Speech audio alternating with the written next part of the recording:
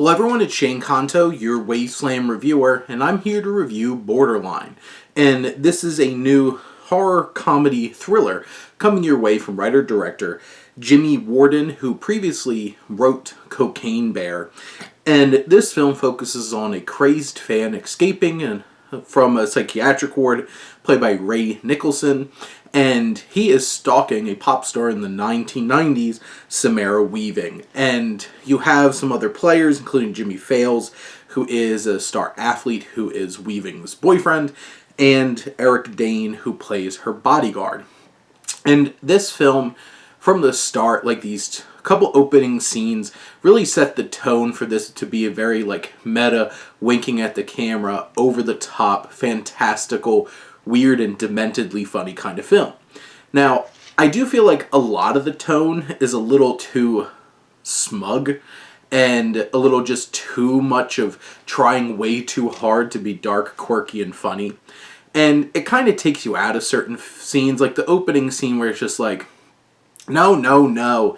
Stop doing that whole starting from the end. Let's go back to the beginning. And it's just like, we get it. We know. We understand. But it does have seriously does have a wickedly dark sense of humor with a lot of crazy, stabbing and slashing and burning and all kinds of crazy over-the-top things. And this certainly has a lot of fun, and you can tell all the actors are having a lot of fun as well. One of the challenging things, though, connecting to this film is you don't really, these characters don't have a ton of depth. They are just kind of like these archetypes that we expect to have, and there's certain people that we sympathize for because, one's a child, or you have those different kinds of elements where it's just like, it's taking the easy way of sympathy. And you have this stalker character, Dowerson, played by Nicholson, who obviously is not all there, finds some friends who are obviously not all there, and are more murderous to a certain extent than he is. But you lean into, it's having fun because it has these, clever and interesting cuts from reality, how that all melts together through the editing and stuff like that. Those are entertaining and engaging in that way. But we never really feel or connect to these characters enough to really care on a deep emotional level. And that really makes it hard for us to buy into this.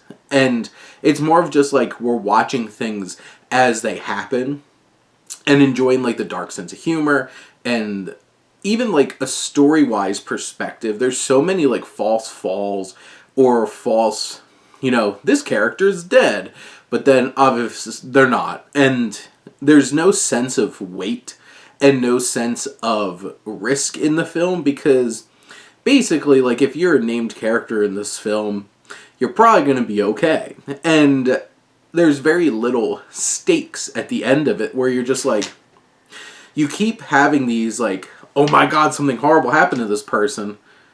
Just kidding. And after a while, you're just then why do I care about any of these violent actions? Because do they really have consequences?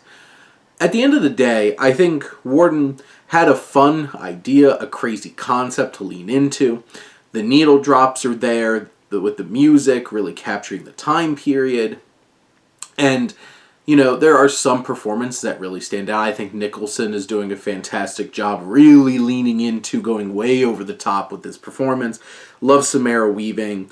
And you just have, the extent of it is, you can tell that Warden's having fun, you can tell Nicholson's having fun, and Weaving's having fun. And we can get on board with that. And there's some legitimately funny elements. It's just, at the end of this film, when the credits roll, you kind of think, what was the point of all of this? And did I really get much out of it than just the surface level beats that the film is trying to serve up? But those are my thoughts on Borderline. Let me know what you think and let's talk some movies. But thank you as always for tuning in and supporting your Wasteland reviewer.